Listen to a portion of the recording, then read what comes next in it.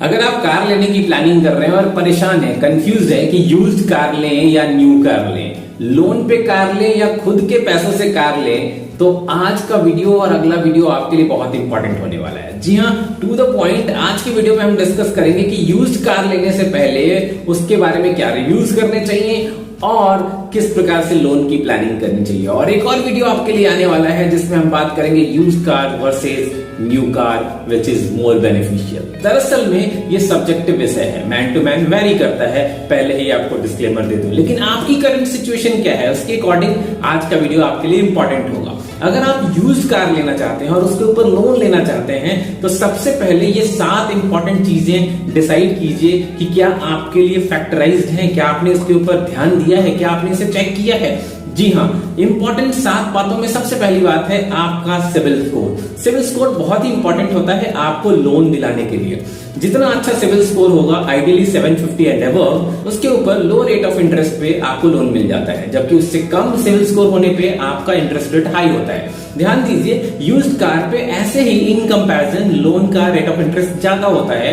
ऊपर से अगर आपका सिविल स्कोर भी अगर ठीक नहीं है तो आपका रेट ऑफ इंटरेस्ट और ज्यादा हाई हो जाएगा। तो सिविल स्कोर जरूर चेक कीजिए। इंपॉर्टेंट है ये कि अगर आपका सिविल स्कोर कम है तो कोशिश कीजिए पहले सिविल स्कोर को थोड़ा इंप्रूव कीजिए, उसके बाद यूज्ड कार के लिए लोन लीजिए।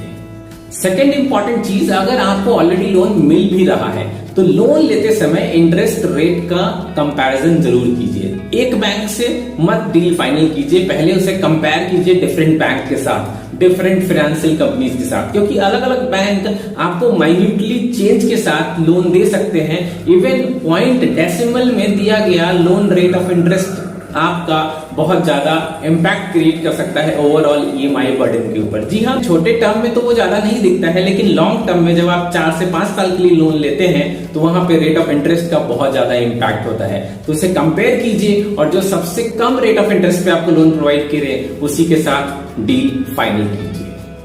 तीसरा इंपॉर्टेंट पॉइंट, जब कभी भी आप यूज्ड कार लेने की कोशिश कर रहे हैं या उसके बारे में सोच रहे हैं तो निश्चित रूप से उसका डाउन पेमेंट भी आपको देने की प्लानिंग करनी चाहिए। जी हाँ, क्योंकि रेट ऑफ इंटरेस्ट तो आपको एनीवे हायर मिलने वाला है न्यू कार के कंपैरिजन में। तो आप जितना ज्यादा डाउन पेमेंट देंगे उतना कम आपको लोन लेना होगा और उतना कम इंटरेस्ट आपको पे करना पड़ेगा। ये बेसिक है, वैसे हम सभी को पता होता है, लेकिन इसमें मैं पॉइंट ये ऐड कर रहा हूं कि अगर आपको लगता है कि अभी डाउन पेमेंट के लिए आपके पास पैसे नहीं है तो 2-4 महीने और रुक जाइए, थोड़ा पैसा इकट्ठा कर लीजिए या फिर दोस्तों या संबंधियों से कुछ पैसे उधार लीजिए इंस्टेड ऑफ सारा पैसा बैंक से लेने के, क्योंकि बैंक को तो आप एनीवे चुकाने ही वाले हैं। तो अगर आप अपने फैमिली या फ्रेंड से लेते हैं तो उनको भी चुका के बिना रेट ऑफ इंटरेस्ट का बेनिफिट पा सकते हैं।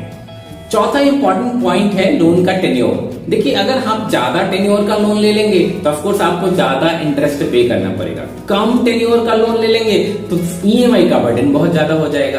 तो दोनों ही कंडीशन अच्छी नहीं है। कई बार ऐसा होता है कि हम लॉन्ग टर्म का लोन लेते हैं क्योंकि हम ईएमआई का बर्डन कम करना चाहते हैं। ये गुड है, अच्छा तरीका है, लेकिन एट द सेम टाइम इस बात का ध्यान रखें कि जरूरत से ज्यादा जैसे कि 5 साल 6 साल या 7 साल के लिए लोन ना ले। कोशिश करें इसे एवरेज आउट बैलेंस तरीके से 3 से 4 या मैक्सिमम 5 साल के भीतर लोन को क्लियर करें, क्योंकि जितनी जल्दी आप लोन क्लियर करेंगे उतना कम आपको इंटरेस्ट पे करना पड़ेगा। इसलिए बैलेंस अप्रोच अपनाइए। लोन के मामले में 5वीं सबसे इंपॉर्टेंट चीज है एडिशनल चार्जेस का ध्यान रखिए। जब आपका लोन फाइनल हो रहा है ना तो बैंक का जो भी बंदा आपसे बात कर रहा है उससे क्लियर कीजिए प्रोसेसिंग फी क्या लगने वाली है। अगर आप पार्ट पेमेंट बीच में करते हैं तो इसका क्या प्रोसेस होगा। प्री क्लोजर अगर करते हैं, कहीं से आपके पास पैसे आ गए, मान लीजिए आप जॉब कर रहे हैं, बोनस आ गया, या कहीं कोई आपने इन्वेस्टमेंट कर रखी थी, पैसा वापस आ गया, वो डाल के अगर आप लोन क्लियर करना चाहते हैं तो उसके लिए क्या पे करना होगा, क्या कोई पेनल्टीज लगेगी। अगर लेट फी होता है, अगर आप पेमेंट करते हैं, ऑन टाइम पेमेंट नहीं करते, उसके लिए क्या कोई फी लगेगा या फिर क्या कोई पेनल्टी लगेगी। ये सारी टर्म्स एंड कंडीशन को क्लियरली वेरीफाई कर लीजिए। कई बार अननेसेसरी के पैसे पे करने होते हैं और बेमतलब का स्ट्रेस भी होता है। छठी इंपॉर्टेंट चीज है जो कि लिंक है 5th से। जी हाँ, पार्ट पेमेंट या प्री क्लोजर। ध्यान रखिए जितनी जल्दी हो सके पार्ट पेमेंट करने की कोशिश कीजिए या प्री क्लोजर करने की कोशिश कीजिए। इसलिए 5वां पॉइंट इंपॉर्टेंट था कि उसका पेनल्टी या चार्जेस का ध्यान जरूर रखिए। जी हाँ, पैसे आ जाते हैं कई बार कहीं ना कहीं से, कोई संबंधी दे देता है या फिर आप कहीं से जुगाड़ कर लेते हैं, तो अननेसेसरी बैंक को इंटरेस्ट क्यों पे करना।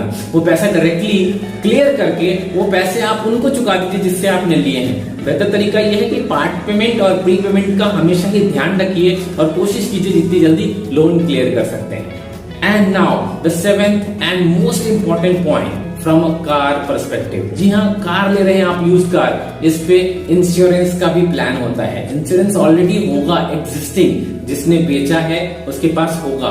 तो निश्चित कीजिए कि आप जिससे कार ले रहे हैं उसका इंश्योरेंस आपके नाम पे ट्रांसफर किया जाए। कई बार ऐसा होता है कि कार का इंश्योरेंस है, हम ये सोच लेते हैं कि कार का नंबर उसमें मेंशन है तो ऑलरेडी कवर्ड है, लेकिन और किसी और व्यक्ति के नाम पे होगा और कार के करंट ओनर आप हैं, तो अगर आपको रिक्वायरमेंट हो किसी प्रकार की सेटलमेंट की, वहां पे अननेसेसरी की बाधा क्रिएट होगी। तो आप निश्चित कीजिए जो कार ओनर है वो आपके नाम से ट्रांसफर करे, या फिर अगर आप किसी एजेंसी के थ्रू ले रहे हैं जैसे कि महिंद्रा की फर्स्ट चॉइस या मारुति की ट्रू वैल्यू, तो उनसे भी ये क्लियर कीजिए कि कार इंश्योरेंस आपके नाम से ट्रांसफर होना चाहिए। ये 7 इंपॉर्टेंट चीजें जरूर ध्यान रखिए अगर आप यूज कार पे लोन लेने वाले हैं। उम्मीद करता हूँ ये वीडियो आपको डिसाइड करने में बेहतर हेल्प करेगा, बेहतर सपोर्ट करेगा।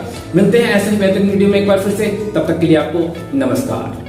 आपको ये वीडियो कैसी लगी कमेंट बॉक्स में लिख के बताइए। अगर आप ऐसे ही बेहतरीन वीडियो चाहते हैं फाइनेंस पे, एजुकेशन से या किसी भी क्षेत्र से रिलेटेड जिसमें आपका इंटरेस्ट है, तो उसे कमेंट बॉक्स में लिख के बताइए। हमारी कोशिश रहेगी कि उसे अगले 24 घंटों के अंदर आपके लिए बेहतरीन वीडियो के रूप में प्रस्तुत किया जाए। अगर आप मेरे चैनल पे पहली बार आए हैं तो प्लीज सब्सक्राइब करना मत भूलिएगा, इससे मुझे प्रोत्साहन मिलता है। वीडियो पसंद आया हो तो लाइक कीजिए। साथ में आपसे एक रिक्वेस्ट है कि इस वीडियो को कम से कम एक ऐसे व्यक्ति के साथ शेयर कीजिए जिनके बारे में सोच के आपको लगता है कि ये वीडियो उनके लिए हेल्पफुल हो सकता है।